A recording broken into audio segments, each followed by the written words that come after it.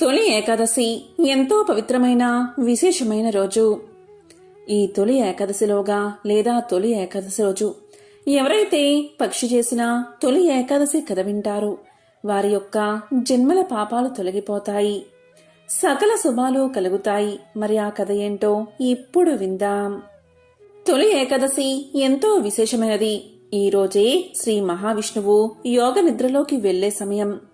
ఈ రోజున అంటే తొలి ఏకాదశి రోజున ఉపవాసం ఉండి విష్ణువును పూజిస్తే చాలా పుణ్యం కలుగుతుంది. పూర్వం ఒక పక్షి దీన్ని ఆచరించే ముక్తిని పొందిన కథ ఇది. పూర్వం ఒక అడవిలో ఒక పక్షి నివాసం ఉండేది. అది ప్రతిరోజు ఆహారం కోసం వెతుకుతూ ఎప్పుడూ తన కడుపు నింపుకోవాలి అనే ఆలోచనలోనే ఉండేది. దానికి ఏ ధర్మం గురించి కానీ దైవం గురించి కానీ పెద్దగా తెలియదు. ఒకరోజు అది ఆహారం వెతుక్కుంటూ వెళ్తుండగా ఒక ఋషి యొక్క ఆశ్రమానికి చేరుకుంది. ఆ ఆశ్రమంలో ఋషి మరియు ఆయన శిష్యులు ఏదో మాట్లాడుకుంటున్నారు. పక్షి ఆ చెట్టుపైనే కూర్చుని వారు మాట్లాడుకుంటూ ఉన్నది వింటూ ఉంది. గురువుగారు మరియు శిష్యులు తొలి ఏకాదశి ప్రాముఖ్యత గురించి, ఆ రోజున ఉపవాసం ఉండడం వల్ల కలిగే పుణ్యాల గురించి, శ్రీ మహావిష్ణువు యోగ నిద్ర గురించి మాట్లాడుకుంటున్నారు. ఈ ఏకాదశి రోజున ఆహారం తీసుకోకుండా విష్ణుమూర్తిని స్మరిస్తే సమస్త పాపాలు తొలగి వైకుంఠ ప్రాప్తి లభిస్తుందని ఋషి తన శిష్యులకు చెప్పడం పక్షి విన్నది. పక్షికి ఆ మాటలు ఆశ్చర్యాన్ని కలిగించాయి. నిజంగానే తొలి ఏకాదశి అంత గొప్పదా? ఆ వ్రతాన్ని ఆచరిస్తే అంత పుణ్యం కలుగుతుందా అనుకుంది పక్షి. నేను ఎప్పుడూ కూడా కడుపు నింపుకోవడమే పనిగా బతికాను.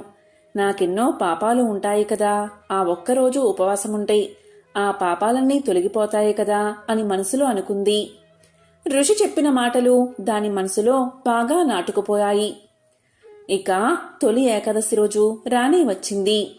ఆ రోజు తొలి ఏకాదశి అని తెలుసుకున్న పక్షి ఏదైతే అది జరిగిందని ఉపవాసం ఉండాలని నిశ్చయించుకుంది.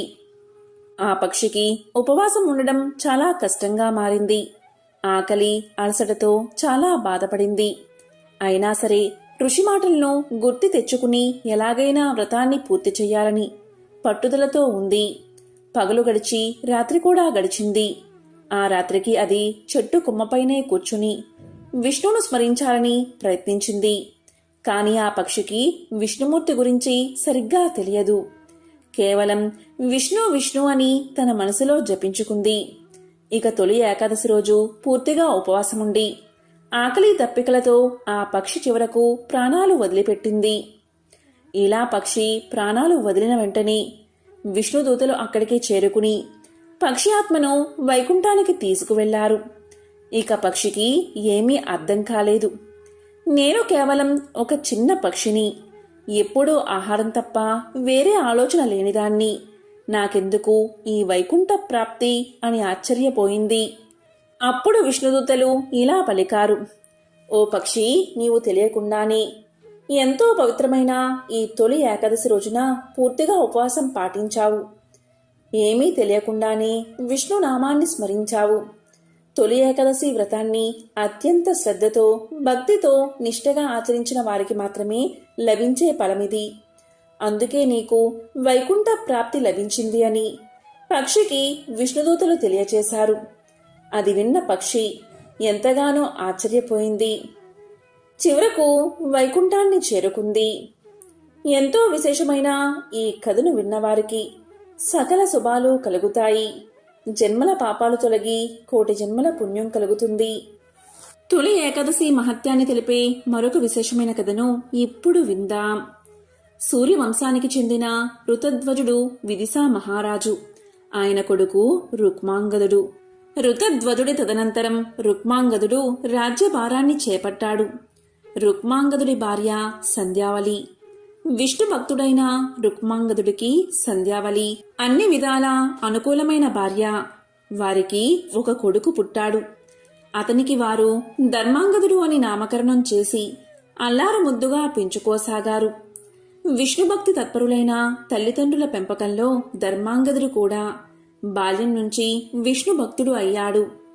విష్ణు భక్తుల్లో అగ్రగణ్యుడైన అంబరీషుడి ద్వాదశి నియమం మాదిరిగానే రుక్మాంగదుడికి ఏకాదశి నియమముండేది. దశమి, ద్వాదశి తిథుల్లో ఏకభుక్తాన్ని పాటిస్తూ ఏకాదశి తిథినాడు ఉపవాసం చేసేవాడు. తాను మాత్రమే కాకుండా తన రాజ్యంలోని ప్రజలంతా ఈ వ్రత నియమాన్ని పాటించాలని చాటింపు వేయించాడు. రాజభక్తులైన ప్రజలు తూచా తప్పకుండా ఏకాదశి వ్రత నియమం తప్పకుండా పాటించేవారు. రుక్మాంగదుడి పాలనలోని ప్రజలంతా ఏకాదశి వ్రత పరాయణులు కావడంతో వారందరూ మరణించిన తరువాత స్వర్గానికి వెళ్లసాగారు. రుక్మాంగదుడి విదిశా రాజ్యంలో యమదూతలకు అడుగుపెట్టే అవకాశం లేకుండా పోయింది. యముడికి పని లేకుండా పోయింది. ఈ పరిస్థితికి యముడు ఎంతో కలత చెందాడు. వెంటనే యముడు బ్రహ్మదేవుడి వద్దకు వెళ్లి ఇలా అన్నాడు: ఓ కమల సంభవ, విదిశా రాజ్యంలో నాకు పని లేకుండా పోయింది. ఆ రాజ్యంలో నేను శిక్షించదగిన వారెవరూ లేరు. ఎలాగైనా వారి ఏకాదశి వ్రతానికి భంగం కలిగించు అని కోరాడు. ఇక యముడి ద్వారా రుక్మాంగదుడి వ్రత దీక్షను, అతడి ప్రజల భక్తి తత్పరలను తెలుసుకున్న బ్రహ్మదేవుడు వారి వ్రత దీక్షను పరీక్షించాలి అనుకున్నాడు. అప్పటికప్పుడే తన సంకల్పంతో మోహిని అనే అప్సరసను సృష్టించాడు బ్రహ్మదేవుడు. అప్పుడు బ్రహ్మదేవుడు ఆ మోహినితో ఇలా అన్నాడు: ఓ మోహిని, నువ్వు భూలోకానికి వెళ్ళు. అక్కడ రుక్మాంగదుడి ఏకాదశి వ్రతానికి భంగాన్ని కలిగించు అని ఆదేశించాడు. ఇక బ్రహ్మదేవుడి ఆదేశం మేరకు మోహిని భూలోకానికి చేరుకుంది. విదిశా రాజధాని వెలుపల అరణ్య ప్రాంతంలో ఉన్న శివాలయంలో కూర్చుని వీణ వాయించసాగింది. అదే సమయానికి రుక్మాంగదుడు కూడా మృగాలను వేటాడడానికి వినోదం కోసం అరణ్యానికి వచ్చాడు. ఇక రుక్మాంగదుడు కీకారణ్యంలో సంచరిస్తూ ఎన్నో క్రూర మృగాలను వేటాడాడు. వేట ముగించుకుని రాజధాని వైపు తిరుగు ప్రయాణాన్ని ప్రారంభించాడు. అలా నడిచాక కొంత దూరం వెళ్ళాక శ్రావ్యమైన వీణానాదం వినిపించింది. అరణ్యంలో వీణానాదం ఎక్కడిదని రుక్మాంగదుడు ఎంతగానో ఆశ్చర్యపోయాడు. వీణానాదం వస్తున్న దిశగా ముందుకు సాగుతూ శివాలయానికి చేరుకున్నాడు. ఇక ఆలయంలోకి అడుగు పెడుతూనే ఆలయ మండపంలో వీణ వాయిస్తూ ఉన్న ముగ్ధ మోహన సుందరాంగి మోహిని కనిపించింది. ఆమె రూపలావణ్యాలను చూడగానే రుక్మాంగదుడు మోహపరవశుడు అయ్యాడు. ఓ సుందరాంగి, నిన్ను చూడగానే వలచాను. నీకు సమ్మతమైతే క్షత్రియోచితంగా గాంధర్వ వివాహం చేసుకుంటాను అని పలికాడు. దానికి మోహిని, రాజా, అనుదిన సుఖభోగాలను అందించగలవంటే నేను నీకు భార్యను కాగలను అని పలికింది. ఇక ఆమెను ఆ ఆలయంలోని గాంధర్వ పద్ధతిలో వివాహం చేసుకుని ఆమెను వెంట పెట్టుకుని రాజధానికి చేరుకున్నాడు రుక్మాంగదుడు. కొన్నాళ్లకు యథావిధిగా ఏకాదశి వచ్చింది. రుక్మాంగదుడు నియమానుసారం దశమినాడు ఏకభుక్తుడై ఏకాదశి రోజున ఉపవాసాన్ని ప్రారంభించాడు. ఆ ఏకాదశి రోజు మోహిని రుక్మాంగదుని చేరుకుని ఇలా పలికింది: నన్ను అనుదినం సుఖభోగాల్లో ముంచెత్తుతానని చెప్పి ఉపవాసాలు, వ్రతాలు అంటూ నన్ను ఉపేక్షించడం తగునా? ఉపవాసం చాలించి నాతో విహరించు పద అని పలికింది.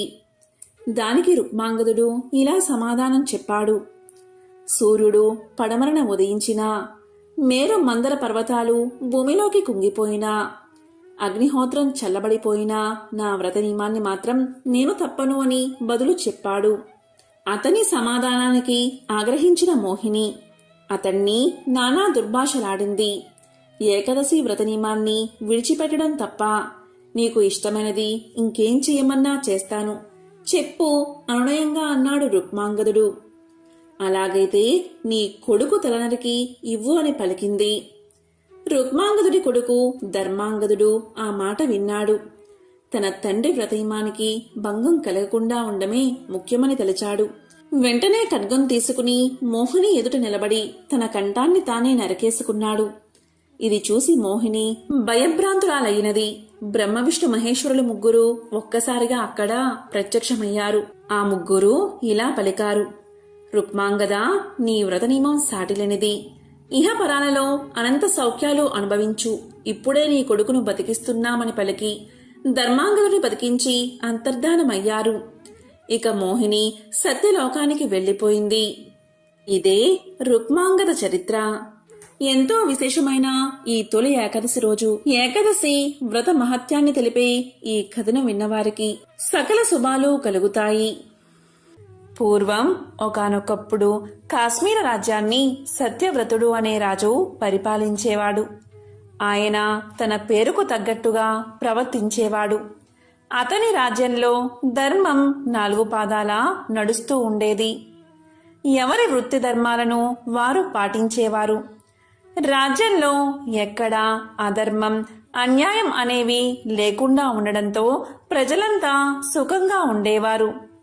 ఒకసారి సత్యవ్రతుడు ఇలా అనుకున్నాడు, మానవులు కేవలం ఈ లోకంలో మాత్రమే సుఖంగా ఉంటే చాలదు, పరలోకంలో కూడా సుఖంగా ఉండాలి. దానికి ఉన్న ఉపాయం ఒక్కటే, అదే దైవారాధన. దానికి తోడుగా సత్కర్మలు కూడా ఆచరించాలి. నా ప్రజలంతా పరలోకంలో కూడా సుఖాలను అనుభవించాలి అంటే దైవచింతన ఏ విధంగా చెయ్యాలి అని ఆలోచించాడు. ఒకనాటి ఏకాదశి రోజు సత్యవ్రతుడు ఉపవాసం చేసి దైవ ధ్యానం చేస్తున్నాడు. తన ప్రజలంతా పరలోకంలో సుఖాలను పొందడానికి ఉపాయం ఏమిటా అని ఆలోచించసాగాడు. ఇలా ఆలోచిస్తున్న సమయంలో సాక్షాత్తు విష్ణుమూర్తి సత్యవ్రతుని ఎదుట ప్రత్యక్షమయ్యాడు. అప్పుడు మహారాజు మహావిష్ణువుకు సాష్టాంగ నమస్కారం చేశాడు. శ్రీ మహావిష్ణువును భక్తితో ఆరాధించి ఇలా పలికాడు, స్వామి, మీ దర్శన భాగ్యం వల్ల నేను చరితార్థుణ్ణి అయ్యాను. ఏకాదశి వ్రత ఫలితాన్ని పొందాను.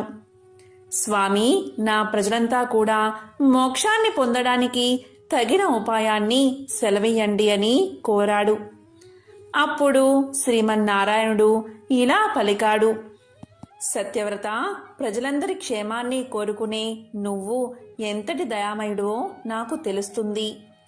నీ ప్రజలంతా ఇహపర లోకాల్లో సుఖాలు అనుభవించాలి అంటే ఏకాదశి అనే గొప్ప వ్రతముంది. దీనిని 12 సంవత్సరాల వారి నుండి 65 సంవత్సరాల వరకు ప్రతి ఒక్కరూ ఆచరించవచ్చు. ప్రతి సంవత్సరంలో వచ్చే 24 ఏకాదశి తిథుల్లోనూ ఉపవాసం చేసి నన్ను పూజించాలి. ఆ తరువాత రాత్రిపూట జాగరణ చెయ్యాలి. మరునాడు ద్వాదశి తిథి నాడు తిరిగి నన్ను పూజించాలి. ద్వాదశి గడియలు వెళ్లిపోక మునిపే పారణ చెయ్యాలి. 65 సంవత్సరాలు దాటిన వృద్ధులు, రోగ పీడితులు, గర్భవతులైన స్త్రీలకు ఈ వ్రత నియమాలు వర్తించవు. మిగతా వారంతా ఈ వ్రతాన్ని ఆచరిస్తే నీ కోరిక తప్పనిసరిగా సిద్ధిస్తుంది. శ్రీకృష్ణ పరమాత్మకు ఒక్క నమస్కారం చేస్తే చాలు 100 అశ్వమేధ యాగాలు చేసిన ఫలితం లభిస్తుంది. లోకంలో 100 అశ్వమేధ యాగాలు చేసిన వారు చేసిన పుణ్యం పూర్తయిన తర్వాత మళ్లీ భూలోకంలో పుట్టవలసి వస్తుంది. కానీ శ్రీకృష్ణ పరమాత్మకు నమస్కారం చేసిన వారు మరలా పుట్టడం అనేదే ఉండదు. కనుక రాజా, నీ ప్రజలందరి చేత ఏకాదశి వ్రతాన్ని చేయించు. వ్రతం చేసినందుకు వారికి, చేయించినందుకు నీకు పుణ్యం లభిస్తుంది అని చెప్పి శ్రీమన్నారాయణుడు అంతర్ధానమయ్యాడు. వెంటనే సత్యవ్రతుడు సభను ఏర్పాటు చేశాడు. శ్రీమన్నారాయణుడు తనకు చెప్పిన విషయాలన్నీ సభలోని వారందరికీ తెలియచేశాడు. అది విన్న సభలోని వారంతా రాజ్యంలోని ప్రజలంతా ఏకాదశి వ్రతం చేసేటట్లుగా ప్రయత్నిస్తామని మాట ఇచ్చారు. అప్పుడు సత్యవ్రతుడు ఇలా పలికాడు, నేను ప్రజలు మేలుకోరే ఈ శాసనం చేస్తున్నాను. ఈ శాసనాన్ని ఎవరూ కూడా ఎటువంటి పరిస్థితుల్లో కూడా ఉల్లంఘించకూడదు. తప్పనిసరిగా అందరూ కూడా ఏకాదశి వ్రతాన్ని పాటించి తీరాల్సిందే అని శాసనం చేసి రాజ్యమంతటా చాటింపు వేయించాడు. పండితులైన బ్రాహ్మణులు పిలిచి పురాణంలోని ఏకాదశి వ్రత విధానాన్ని, మహత్యాన్ని రాజ్యమంతటా ప్రచారం చేయించాడు. సత్యవతుని ఆజ్ఞ ప్రకారం ప్రజలంతా ఏకాదశి వ్రతాన్ని ఆచరిస్తున్నారు. ఆనందంగా కాలాన్ని గడుపుతున్నారు. సత్యవ్రతుని వైభవాన్ని ప్రజల భక్తి శ్రద్ధలను చూశాడు ఇంద్రుడు. ఇలా అనుకున్నాడు, నేను మిక్కిలి కష్టపడి 100 అశ్వమేధ యాగాలు చేసి ఈ ఇంద్ర పదవిని పొందాను. ఇప్పుడు సత్యవ్రతుడి రాజ్యంలోని వారంతా శ్రీకృష్ణనామ తత్పరులే. ఒక్క కృష్ణనామం పలికితే 100 అశ్వమేధ యాగాలు చేసినా ఫలితం లభిస్తుంది కదా. మరి ప్రజలంతా ఇన్ని ఏకాదశుల్లో ఎంతో కృష్ణనామ స్మరణ చేసి ఉంటారు కదా. వీరందరికీ ఎంతో పుణ్యం లభించి ఉంటుంది కదా. మరి వీరిలో ఏ ఒక్కడైనా నా ఇంద్ర పదవికి పోటీ వస్తాడేమో. కాబట్టి ఈ రాజ్యంలో అందరి చేత ఏకాదశి వ్రతాన్ని మానిపించాలి. ముందుగా రాజు వ్రతం చేయడం మానేస్తే ప్రజలు కూడా వ్రతం చేయడం మానేస్తారు. అప్పుడు నా ఇంద్ర పదవికి ఎటువంటి ఇబ్బంది ఉండదు అని దేవేంద్రుడు నిర్ణయించుకున్నాడు. వెంటనే తన ఆలోచనలను అమలు పరిచాడు. అందులో భాగంగా మాలిని అనే అప్సరసతో ఇలా పలికాడు. ఓ మాలిని, నీవు సత్యవ్రతుడి వద్దకు వెళ్లి నీ అందచందాలతో అతన్ని మోహంలో ముంచెత్తు. అతని ఏకాదశి వ్రతాన్ని దూరం చెయ్యి అని చెప్పి భూలోకానికి పంపించాడు. ఒకనాడు కొందరు అరణ్య ప్రాంత వాసులు సభకు వచ్చారు. వారు మహారాజుతో ఇలా అన్నారు. మహారాజా, అడవిలోని క్రూర మృగాలు చుట్టుపక్కల ఉన్న మా గ్రామాల్లోకి వస్తున్నాయి.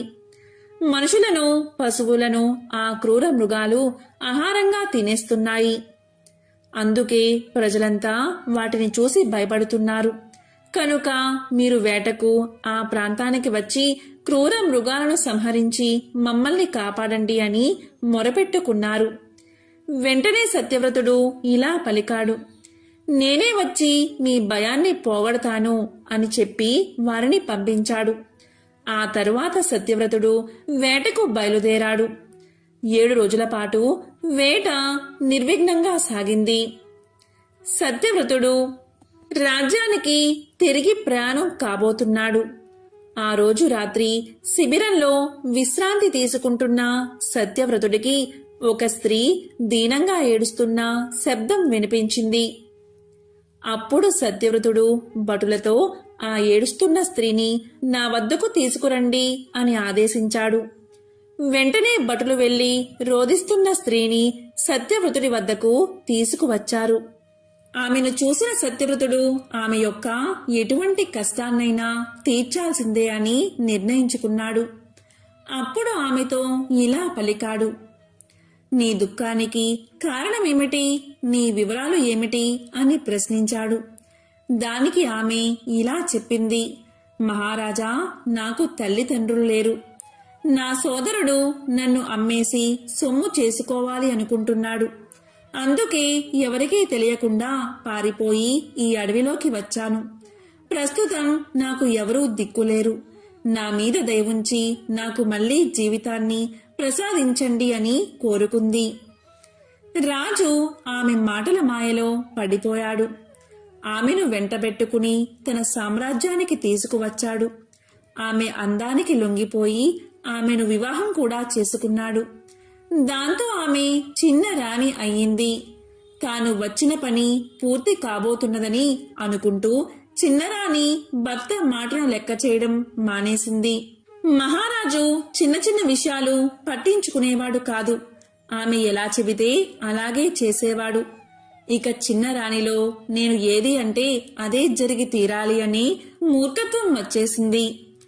మహారాజు కూడా ఆమె మాయలో పూర్తిగా మునిగిపోయాడు. ఇలా కాలం గడుస్తూ ఉండగా ఒకరోజు ఏకాదశి రానే వచ్చింది. అందరూ ఏకాదశి వ్రతం చేయడానికి సిద్ధమవుతున్నారు. రాజు కూడా వ్రతాచరణకు సిద్ధమవుతున్నాడు. ఇంతలో చిన్నరాణి తన పుట్టినరోజు వేడుకలు తప్పనిసరిగా జరిపించాలి అని మహారాజుకు వర్తమానం పంపింది. కేవలం మహారాజే కాదు, రాజ్యంలోని వారంతా తన పుట్టినరోజు వేడుకల్లో తప్పనిసరిగా పాల్గొవాలి అని వర్తమానం పంపించింది. చిన్నరాణి పంపిన వార్తను విని మహారాజు ఆశ్చర్యపోయాడు. ఒకవైపు అందరూ ఉపవాస దీక్షను బట్టి వ్రతాన్ని ఆచరిస్తున్నారు. ఇక ఆ మహారాజు అందరినీ వ్రతం చెయ్యమని ఆదేశించాడు. చిన్నరానికి శతవిధాలా నచ్చ చెప్పడానికి ప్రయత్నించాడు. కాని ఆమె తాను పట్టిన పట్టు విడవలేదు. ఇక మహారాజు కూడా అంతే పట్టుదలతో భార్యతో ఇలా అన్నాడు: నేను భార్య బిడ్డల్ని అయినా వదులుకుంటాను, కాని వ్రతాన్ని మాత్రం వదలను అన్నాడు. చిన్నరానికి మంచి అవకాశం వచ్చింది. అనుకున్న విధంగా రాజుతో ఆమె ఇలా పలికింది: అయితే నీ పెద్ద భార్యను, కుమారుణ్ణి బలి ఇచ్చి నీ భక్తిని నిరూపించుకో, లేదా ఏకాదశి వ్రతాన్ని ఆచరించు అని అడిగింది. అప్పుడు మహారాజు ఏకాదశి వ్రతాన్ని నేను మానలేను అనుకుని తన పెద్ద భార్యను, కుమారుణ్ణి వధించడానికి సిద్ధపడ్డాడు.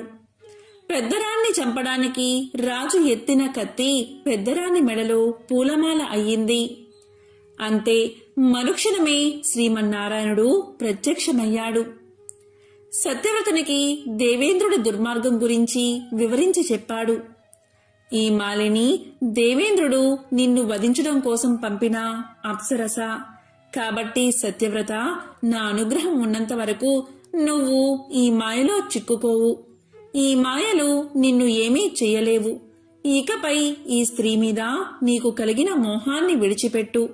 ఈమెను నీ రాజ్యం నుంచి తరిమి కొట్టు. నువ్వు ధర్మ మార్గాన్ని ఎప్పటికీ విడిచిపెట్టకు.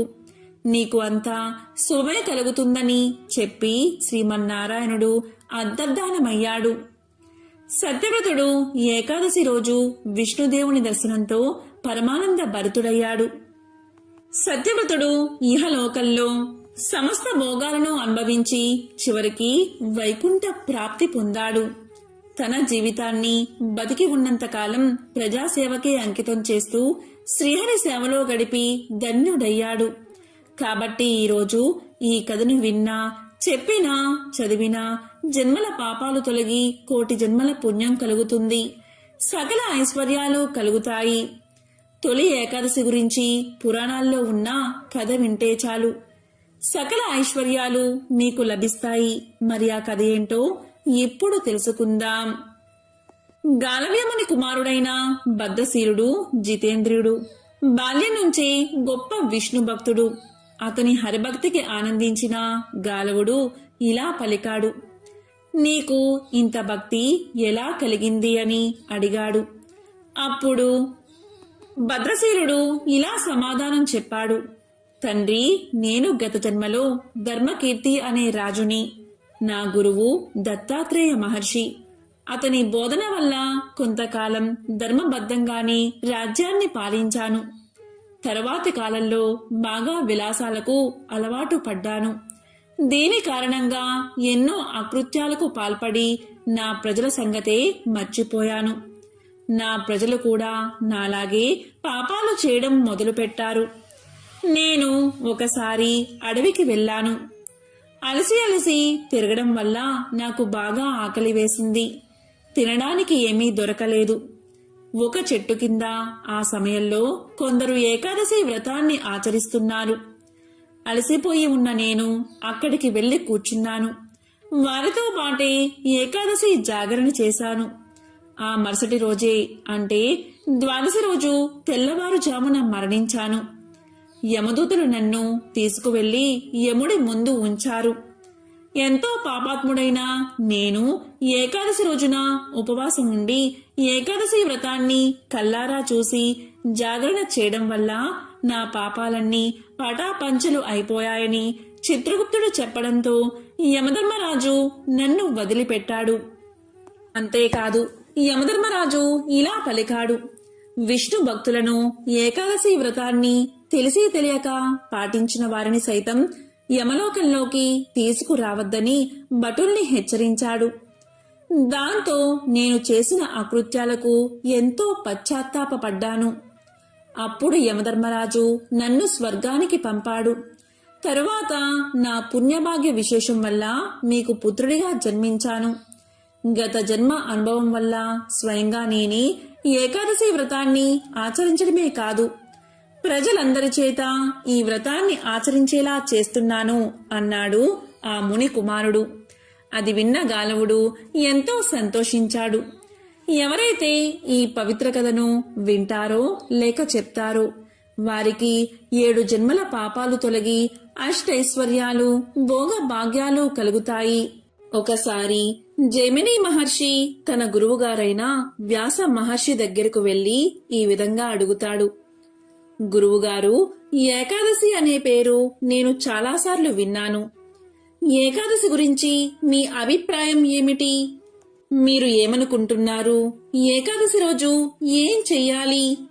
ఏకాదశి రోజు ఉపవాసం ఉండడం వల్ల ఏం జరుగుతుంది? ఒకవేళ ఉపవాసం చెయ్యకపోతే ఏం జరుగుతుంది?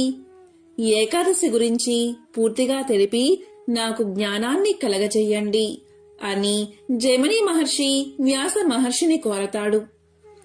అప్పుడు వ్యాసుడు చిరునవ్వు నవ్వి, మంచి ప్రశ్నే అడిగావు. రాబోయే తరాల వారికి కూడా ఈ సందేహం కలగవచ్చు. కానీ కొంతమందికి మాత్రమే తెలుసుకోవాలి అనే ఆతృత ఉంటుంది.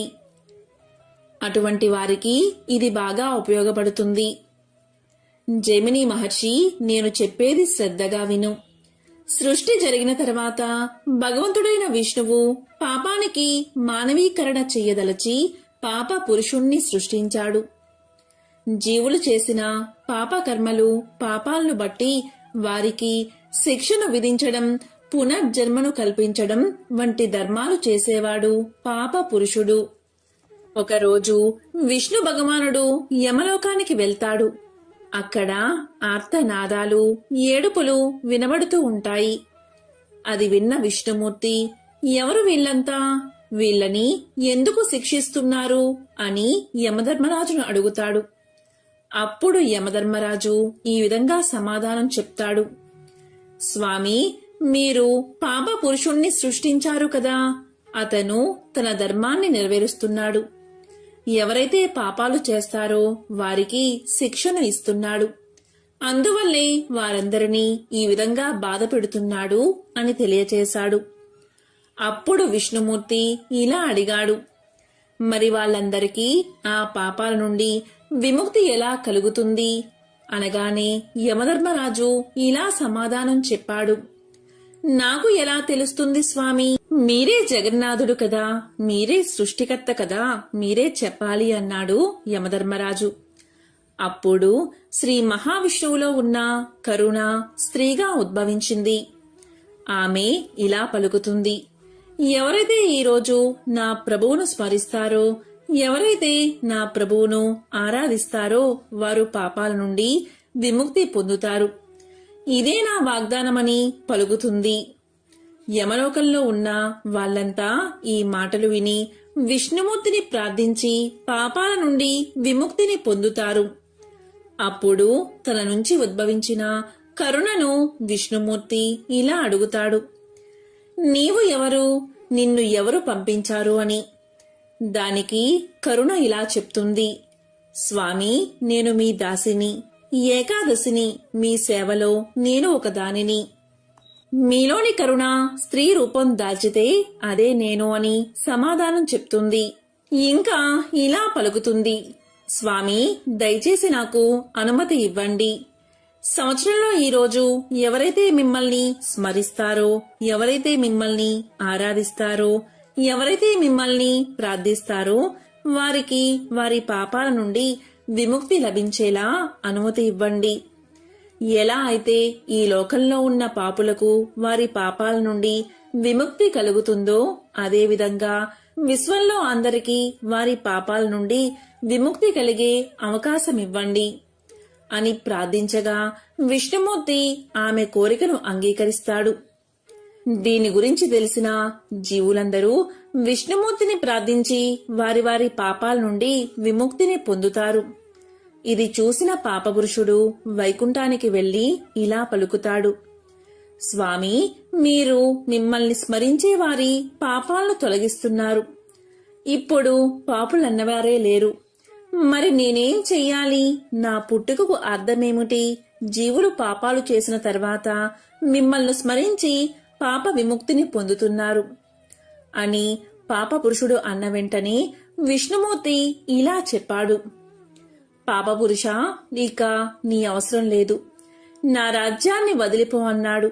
దానికి పాపపురుషుడు ఇలా పలుకుతాడు: స్వామి, నీవు జగన్నాథుడు, సృష్టికర్తవు, అంతటా నీవే ఉంటావు, నేను ఎక్కడికి వెళ్ళాలి అని అడుగుతాడు. దానికి శ్రీ మహావిష్ణువు ఇలా చెప్తాడు: ఎప్పుడైతే ఏకాదశి తన కర్తవ్య నిర్వహణలో ఉండదో అప్పుడు నీవు నీ ధర్మాన్ని నిర్వర్తించు. ఎప్పుడైతే ఆమె అధికారంలో ఉంటుందో అప్పుడు నీవు ఎక్కడికైనా వెళ్ళు అంటాడు. దానికి పాపపురుషుడు ఎక్కడికి వెళ్ళాలి స్వామి అని అడుగుతాడు. దానికి శ్రీ మహావిష్ణువు ఇలా సమాధానం చెప్తాడు: పాపపురుష, ఏకాదశి రోజు నీవు ధాన్యంలోకి వెళ్లి దాక్కో అంటాడు. అంటే బియ్యంలో దాక్కో అంటాడు. ఈ విధంగా శ్రీ మహావిష్ణువు చెప్పిన విధంగా పాపపురుషుడు ధాన్యంలోకి వెళ్లి దాక్కుంటాడు. అందుకే ఏకాదశి రోజు అన్నం తినడం పాపమని చెప్తారు అని వ్యాస మహర్షి జైమిని మహర్షికి తెలియచేశాడు. అంతేకాదు, జైమిని మహర్షి మనకు ఉండే 11 సూక్ష్మ జ్ఞానాలు పరమాత్మ మీదే లగ్నం చెయ్యాలి. ఏకాదశి రోజు చేసే ఉపవాసం ఎందుకు అంటే, ఏక అంటే 1, దశ అంటే 10, ఏకాదశి అంటే 11. ఉపవాసంలో ఉప అంటే దగ్గరగా, వాసము అంటే ఉండడం. మనిషి యొక్క 11 సూక్ష్మ జ్ఞానాలతో శ్రీ మహావిష్ణువుకు దగ్గరగా ఉండడమే ఏకాదశి ఉపవాసం. ఈ రోజు తిండి నిద్ర వదిలేసి 11 సూక్ష్మ జ్ఞానాలను భగవంతుడి మీదే ఉంచాలి. 5 జ్ఞానేంద్రియాలు మరియు 5 కర్మేంద్రియాలు మరియు మనసు మొత్తము కలిపి 11 దైవం మీద లగ్నం చేసి శ్రీ మహావిష్ణువును ధ్యానించాలి అని వ్యాస మహర్షి జైమిని మహర్షికి తెలియచేశాడు. ఈ సందర్భంగా ఏకాదశి జన్మ వృత్తాంతాన్ని ఇప్పుడు తెలుసుకుందాం. అనగనగా మురాసురుడు అనే రాక్షసుడు ఉండేవాడు. అతను మహాబలవంతుడు. ఇంద్రాది దేవతలను సైతం ఓడించి త్రిమూర్తుల మీదకే కాలు దువ్వడం మొదలు పెట్టాడు మురాసురుడు. ఆ బ్రహ్మ రాక్షసుని బారి నుంచి తమను కాపాడమంటూ ముల్లోకాల్లోని దేవతలంతా విష్ణుమూర్తిని ఆశ్రయించారు. దాంతో విష్ణుమూర్తి యుద్ధానికి సన్నద్ధుడై మురాసురునితో తలపడ్డాడు. ఇరువురికి మధ్య భీకరమైన సంగ్రామం మొదలైంది. 100 సంవత్సరాలుగా యుద్ధం జరుగుతున్నా ఎవరికీ స్పష్టమైన గెలుపు రాకుంది. ఈ లోపల విష్ణుమూర్తి యుద్ధంలో తనకు కలిగిన అలసటను తీర్చుకునేందుకు ఒక గుహలో విశ్రమించాడు. విష్ణుమూర్తి విశ్రాంతి తీసుకుంటున్న విషయం మురాసురునికి చేరింది. విష్ణువు నిద్రలో ఉండగానే అతన్ని సంహరించాలి అనుకుని నిదానంగా ఆ గుహను చేరుకున్నాడు. కాని విష్ణుమూర్తిది అంతా యోగ నిద్ర కదా. ఎప్పుడైతే చెడు తలంపుతో ఆయన దగ్గరకు మురాసురుడు చేరుకున్నాడో వెంటనే విష్ణుమూర్తిలోంచి ఒక శక్తి ప్రభవించింది. ఆమె ఏకాదశి. కేవలం తన కంటి చూపుతోనే ఆ మురాసురుణ్ణి భస్మం చేసింది ఏకాదశీదేవి. తన రక్షణ కోసం ప్రత్యక్షమైన ఏకాదశి దేవతను చూసి విష్ణుమూర్తి చాలా ప్రసన్నుడయ్యాడు. నీకేం వరం కావాలో కోరుకోమంటూ అభయాన్ని వసగాడు. దానికి ఏకాదశి తాను ఒక ముఖ్యమైన తిథిగా నిలిచిపోవాలి అని, ఎవరైతే ఆ తిథి రోజున ఉపవాసం ఉండి విష్ణుమూర్తిని ధ్యానిస్తారో వారి పాపాలన్నీ హరించుకుపోవాలని కోరుకుంది. ఆమె కోరికలకి విష్ణుమూర్తి తన అంగీకారాన్ని తెలపడంతో ఏకాదశికి విశిష్టత ఏర్పడింది. మురాసురుణ్ణి సంహరించినందుకు విష్ణుమూర్తికి కూడా మురారి అన్న పేరు సార్థకమయ్యింది. మోక్షాన్ని ప్రసాదించే గజేంద్ర మోక్షం కథను ఒక్కసారైనా వింటే చాలు, జన్మల పాపాలు తొలగి మోక్షం కలుగుతుంది. శ్రీ మహావిష్ణువు యొక్క సంపూర్ణ అనుగ్రహం కలుగుతుంది. మరి ఆ కథ ఏంటో ఇప్పుడు ఈ వీడియోలో తెలుసుకుందాం. భాగవతంలో గజేంద్ర మోక్షం కథ వివరించబడి ఉంది. ఒకసారి శుక్ర మహర్షి శ్రీ మహావిష్ణువు గజేంద్రుణ్ణి కాపాడడం కోసం భూలోకానికి వచ్చాడని, పరీక్షిత్ మహారాజుకు తెలియచేశాడు. అప్పుడు పరీక్షిత్ మహారాజు గజేంద్రుడి కథను వివరించమని శుక్ర మహర్షిని వేడుకున్నాడు. మరి ఆ కథ ఏంటో ఇప్పుడు ఈ వీడియోలో తెలుసుకుందాం. క్షీరసాగర మధ్యంలో త్రికూటమనే పర్వతముంది. ఆ పర్వతానికి 3 శిఖరాలు ఉన్నాయి. ఒక శిఖరం బంగారంతో, ఇంకో శిఖరం ఇనుముతో, మరొకటి వెండితో అలరారుతూ ఉండేవి. ఆ కొండల మీద రకరకాలైన గగనచారులు, కిన్నెరలు విహరిస్తూ ఉండేవారు. ఆ పర్వతం మీద ఉన్న అడవులలో అడవి దున్నలు, ఖడ్గ మృగాలు, ఎలుగుబంట్లు మొదలైన క్రూర మృగాలతో పాటు ఏనుగులు కూడా ఉండేవి. ఆ ఏనుగులు గుంపులు గుంపులుగా తిరుగుతూ విహరిస్తూ ఉండేవి. ఒకరోజు ఆ గుంపులు ఆహారం కోసం దాహ బాధతో తిరుగుతూ సరోవరానికి చేరుతూ ఉన్నప్పుడు ఒక ఏనుగుల గుంపు చీలిపోయింది. అందులోని ఆడ ఏనుగులు గజరాజును అనుసరించి ఇంకో సరోవరాన్ని చేరుకున్నాయి. అలా ఏనుగులు చేరుకున్న ఆ సరోవరం అతి విశాలమైనది. ఆ సరోవరం నిండా వికసించిన కలువలు, తామరలు, ఇంకెన్నో జలచరాలు నివసిస్తూ ఉన్నాయి. వాటిలో కొన్ని మొసళ్ళు కూడా ఉన్నట్లు ఏనుగులకు తెలియదు. ఆడ ఏనుగులు దాహ బాధ తీర్చుకుని జలక్రీడలు జరిపి బయటకు వచ్చిన తరువాత గజరాజు కూడా సరోవరంలోకి ప్రవేశించి నీళ్లు తాగి తొండం నిండా నీరు నింపి గగనమీదిలోకి చిమ్ముతున్నాడు. ఆ విధంగా నీటిని చిమ్ముతూ ఉంటే సరోవరంలోని కర్కాటక మీనాలు రోదసిలోని మీన కర్కాటకాలను చేరినట్లు కనిపించింది. ఇలా ఆ గజరాజు జలక్రీడ జరుపుతూ ఉన్న సమయంలో ఆ చెరువులో ఉన్న ఒక ముసలి ఆ గజరాజు యొక్క కాలును పట్టుకుంది. పట్టు విడిపించుకుని తొండంతో దెబ్బ తీయాలని ఆ ఏనుగు చూసింది. వెంటనే ఆ ముసలి ఏనుగు యొక్క ముందు కాళ్ళు పట్టుకుంది. ఆ ఏనుగు తన దంతాలతో ముసలిని కుమ్మి విడిచింది. అప్పుడు ఆ ముసలి వెనుకవైపు వచ్చి ఏనుగు తోకను కుమ్మి చీల్చింది. అలా ఆ కరి మకరం ఒకదాన్ని ఒకటి కుమ్మి చీల్చుకుంటూ ఉండగా కరిబలం సన్నగిల్లుతుంది. జలమే తన నివాస స్థానం అవడం వల్ల మకరం బలం అంతకంతకు పెరుగుతూ ఉండడంతో గజరాజు నీరసిస్తుంది. ఈ విధంగా ముసలితో పోరు సాగించలేక దీనావస్థలో పడిన ఆ గజరాజు మకరాన్ని గెలవడం తన వల్ల కాదు అని నిశ్చయించుకుని తన్ని రక్షించమంటూ సర్వేశ్వరుడైన నారాయణుణ్ణి ప్రార్థించాడు. ఈ విధంగా ప్రార్థించాడు. అక్కడెక్కడో వైకుంఠపురంలోని ఓ మూల ఒక సౌధం. ఆ సౌధ పరిసరాల్లో మందారవనం, అందులో అమృత సరస్సు. అక్కడ మంచంపై లక్ష్మీదేవితో వినోదించు శ్రీమన్నారాయణుడికి ఏనుగు పాహి పాహి అని పెట్టిన కేక వినిపించగానే వెంటనే బయలుదేరాడు మహావిష్ణువు. భక్తుణ్ణి రక్షించడానికి భగవంతుడు బయలుదేరిన తీరు అమోఘం. గజేంద్రుడి ప్రాణాలు కాపాడాలి అనే ఉత్సాహంతో నిండిపోయిన విష్ణుమూర్తి లక్ష్మీదేవికి చెప్పలేదు. శంఖ చక్రాలను 2 చేతుల్లోకి తీసుకోలేదు. సేవకులనెవరినీ పిలవలేదు. గరుడ వాహనాన్ని సిద్ధపరుచుకోలేదు. చెవిదుద్దు వరకు జారిన జుట్టు చక్కదిద్దుకోలేదు. ప్రణయ కలహంలో ఎత్తిపట్టిన లక్ష్మీదేవి కొంగైనా వదల్లేదు. అలా వెళ్తున్న నారాయణ్ణి చూసి మహాలక్ష్మి తన మనసులో ఈ విధంగా అనుకుంది. ఏ దుష్ట దుశ్శాసనుడు కబంధ హస్తాల్లోనైనా చిక్కుకున్న ద్రౌపదీదేవి వంటి ఇల్లాలు మొరపెట్టుకుంటుందా? మళ్లీ పరమమూర్ఖుడైన సోమకాసురుడు వేదాలను దొంగలించడానికి వచ్చాడా? అసురులు అమరావతిపైకి దండెత్తి వస్తున్నారా? ప్రహ్లాదుడు వంటి భక్తులను హింసించే హిరణ్యాక్షుడు మళ్లీ బయలుదేరాడా అని సంశయించి ఆయన వెంట బయలుదేరింది. ఆ విధంగా గజరాజు ఉన్న సరోవరాన్ని చేరుతూనే తన సుదర్శన చక్రాన్ని విడిచిపెట్టాడు మహావిష్ణువు.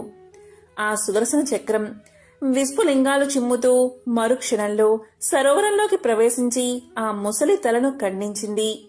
వెంటనే గజేంద్రుడు ఊపిరి పీల్చుకుని కొల నుండి బయటకు వచ్చి కరణీ బృందాన్ని చేరి సంతోషంతో తొండం ఎత్తి పలకరించాడు. అప్పుడు శ్రీహరి తన శంఖాన్ని పూరించాడు.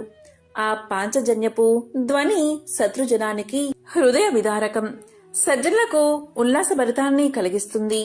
అప్పుడు నారాయణుడు తన కర స్పర్శతో ఆ కరిని అనుగ్రహిస్తాడు. ఆ అనుగ్రహంతో ఆ గజరాజు వైకుంఠాన్ని చేరుకుంటాడు. నిరంతరం ఎవరైతే శ్రీహరిని స్మరిస్తారో వారిని ఎప్పుడూ నేను విస్మరించను అని శ్రీదేవికి చెప్పగా ఆ లక్ష్మీదేవి దీనుల మొరవిని వారిని రక్షించే శ్రీ మహావిష్ణువుతో రావడం కంటే భాగ్యం ఏముంటుంది అని అనుకుంటుంది. గజరాజు నీటి నుండి తామర పుష్పాన్ని తీసుకువచ్చి స్వామివారి పాదాల దగ్గర పెట్టి నమస్కారం చేసింది. ముసలి చనిపోయినప్పుడు అందులో నుండి ఒక గంధర్వుడు వచ్చి గంధర్వ లోకానికి వెళ్లిపోయాడు. ఇలా కథ వింటూనే పరీక్షితుడు శుక్ర మహర్షితో ఇంతటి పుణ్యం ఆ గజరాజుకు ఎలా వచ్చిందో చెప్పమని అడగగా అప్పుడు శుక్ర మహర్షి ఇలా చెప్పసాగాడు.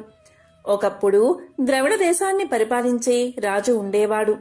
అతను అష్టాక్షరి మంత్రోపదేశాన్ని పొంది ఒక పర్వత శిఖరానికి చేరుకుని అక్కడ అష్టాక్షరి మంత్రం ఉపాసన చేద్దామని భావించి అక్కడే మంత్రజపం చేస్తూ ఉండగా అక్కడికి అగస్త్య మహర్షి వచ్చాడు.